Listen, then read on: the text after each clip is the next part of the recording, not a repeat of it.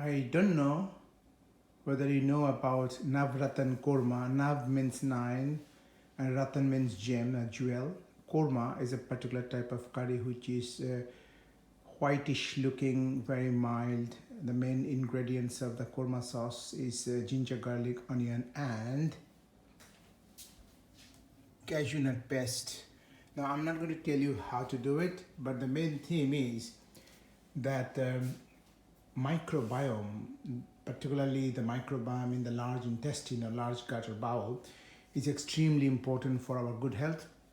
And for the microbiome, we need good bacteria and we need good food for those bacteria. And these are the foods for the bacteria because most of these are vegetables. In fact, all of these are vegetables. And we will be extracting some of the nutrients, some of the chemicals from this, but the fibers and other stuff will, all the colored stuff will go to the microbiome and they will process it and make interesting chemicals like serotonin, like short-chain fatty acid. So all of these are very important for gut health and our mood, called psychobiotics, and also the integrity of the lining of the gut, the desmosome, so that gut doesn't become leaky. So the 9 vegetables I have chosen feel-free, and the reason I have put it in 3 layers because this is the hardcore.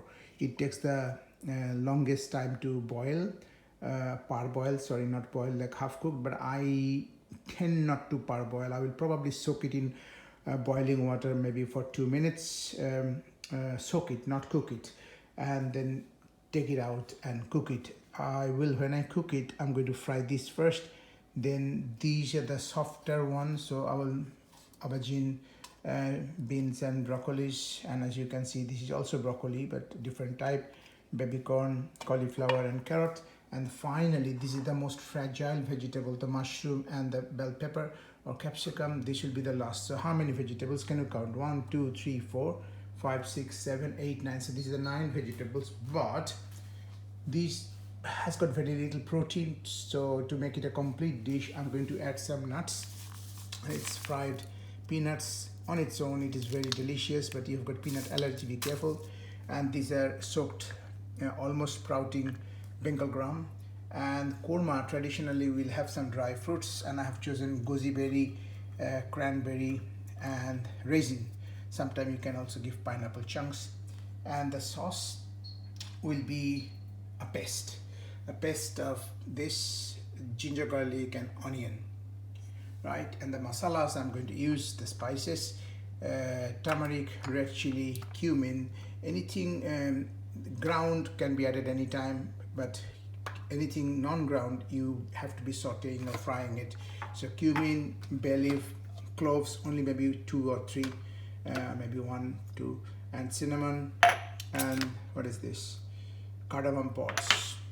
And the cooking medium here is butter. It's kind of milky, buttery, mellow taste. These are my ginger garlic paste. This is ginger, that's garlic, and this is extra cashew nut in case if I need cashew nut. The garnishing will be with coriander leaves. I have to get more onions because this onion is not good enough for that amount of vegetables. Normally the minimum ingredient in Navratan, I don't know why which you call it Navratan, is 3 vegetables, which is potatoes, but I'm using parsnip instead, carrots and beans. And they sometimes count this as Navratan. Now the Navratan was the 9 scholars or intellectuals in the court of Emperor Akbar around 1500 centuries in India, the greatest Mughal empire. So although he was illiterate, he used to collect or gather all these intellectuals, the singer, the poet, the statistician, the chronicler, and their acronym is FAT BMR. F, like I would say Faizi, and T is Tansen, Mia Tansen, the greatest singer, one of the greatest singer in India. So FAT BMR, and also there are 9 gems representing the 9 planets. I will give you some like topaz, diamond, and then ruby, yeah, turquoise, so all that. Anyway, so I'm going to sign off. So this is my plan, and remember, never forget your morning coffee, 2 cups for liver health. And these are my, like my spoon stuff, and I'll be using a lot of this normally as I cook to test but because I'm fasting for Ramadan, no water, no food from sunrise to sunset, I cannot do that, so I had to go by my instinct. And this is my knives, this is my dhinchak, and the orchid. And now coming back, now when a Muslim does Ramjan, the month of Ramjan, this is it, this month, they will eat something before the dawn with their morning prayer, before their morning prayer, called sahari. Unfortunately, I cannot have sahari because my stomach is not full, is not empty, and I'm not hungry. So I just drink 2 cups of coffee in my sahari, and only for the last 2 days I started eating this. But now this PE Nutrition sells this is very, very expensive whey protein. But do you know what is whey? It is basically curdled milk. And I'm just thinking, my wife bought it. I'm just going to make my own whey at home freshly from milk. I'll just boil the milk, cool the milk, switch off the gas, put some lime juice, make my own whey. The whey is like a cholestyramine powder that we use for bile acid malabsorption patients' diarrhea. You give cholesterol or cholestyramine, the diarrhea stops. It's because bile is a very powerful laxative. And the problem is that whenever you give cholestyramine, the patient complains, "Doctor, what is this powder? It sticks to the glass and I can't remove it." Exactly same thing happens with whey. It's just everywhere. It's very sticky. It's just whey, powder milk. And this is my iftar. Do you know what is iftar? Iftar is when a Muslim breaks their fast. The first food they eat. Sorry, my timer. Hold on a second. They will eat something very simple. So my iftar is a cup of green tea. I'm going for matcha. Currently matcha tea, extremely addictive, very powerful. It's a ceremonial Japanese tea. And this is my dirty food. When I say dirty food, this is carbohydrate fried in oil. That's why I'm saying it dirty. But I'm making it better by putting some nuts. I've got sunflower seeds, peanuts, pumpkin seeds, and a little bit of bhujiyas. It's very addictive again, so not more than this. And then I'll be going with a yogurt and lots of nuts, mango dried, goji berry, cranberry, and I've got almonds a bit and some cashew nuts. So that's my after the Maghrib prayer. As you know, Muslims do 5 namaz. In India we used to call it namaz, but here it's called, I think, salah. And the morning one is called fajr, and the last one is called isha, but I only am doing these 2, which is Maghrib and fajr, and the other 2 are Dohar, the lunchtime one, and the afternoon one, I can't remember, but I'm just really twice daily, Bidi namaz as they call it. Now, a lot of my friends, both Muslim and Hindus, I was born Hindu, to a Hindu family, and by default, everybody who is born to a Hindu parents will be Hindu. If you're born to Muslim, you'll be Muslim. If you're born to Christian parents, you'll be Christian. So we normally, like we don't choose our parents, we don't choose our religion. But sometimes I feel that restricts you, because all these holy scriptures, they're kind of talking about the same stuff. The word dharma in India, and the word for religion, actually means the one that holds you in difficult times, that gives you a structure to your life, that makes you a good person. So if that is true, all same. So Krishna, Lord Krishna, Allah, and Jesus, Son of God, if they have created the whole universe, the animal and everything, why would they tell that do not love the other one? You know what I mean?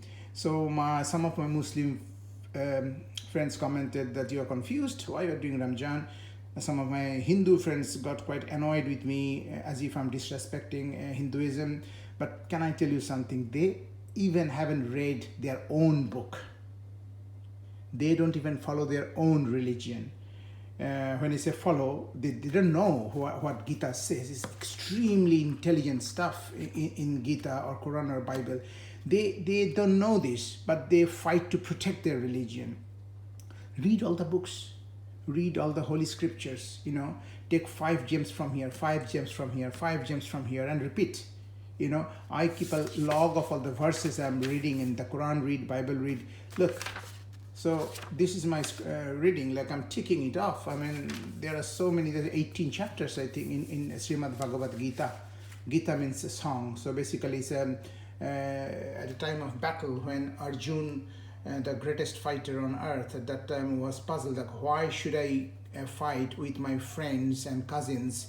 And then Lord Krishna is in that dire moment telling or singing Gita. Bhagavat means Bhagavan, the God, is telling him what is life all about and what is the purpose of life and what is karma yoga and all that stuff. So this is it, and also yesterday was Easter. So tomorrow I'm going to church to participate, and I'm giving up one of my addiction for 4 weeks. When Christians do Lent before Easter, they give up something they really like. That can be a bad stuff like a smoking or alcohol, or it can be not so bad like chocolates and stuff. But one of my biggest addiction is I talk a lot on WhatsApp. So just to regain the control on that, I need to stop doing it for 4 weeks to see if I can do it like a game. Any problem in life or any situation in life, you want to master, gamify it. So 4 weeks, no post on WhatsApp whatsoever. In a group, I am allowed to post. That nobody's setting the rules. I'm doing my own rules. I'm allowed to post one-to-one, and if they want, they can post my post into the group, because I created many groups, and I'm the kind of main person posting and coordinating and moderating. So I don't want those groups to be in trouble, in a sense, like, lose the momentum because I'm not posting. They might say, what's going on? Anyway, is he okay? Is Dr. Ghosh okay? Okay, so that's it. 12 minutes, 10 seconds so far. Now I'm filming this with an iPhone in a horizontal frame. Last time I did it, my pictures got very twisted and it became vertical. I don't know why this happens. It doesn't happen in Samsung phone's camera. But anyway, let's see how it comes out. Have a nice day. Today is what, 16th April, isn't it? Let me quickly check. I think it is. No, Siri is trying to help me. Hang on. Anyway, yes, today is 16th April because yesterday was Bengali New Year's Day, Indian New Year's Day. So yeah, so also yesterday was Easter, and today is Ramadan, I think day 15 if I'm right, and it's almost full moon now. Take care. Bye bye.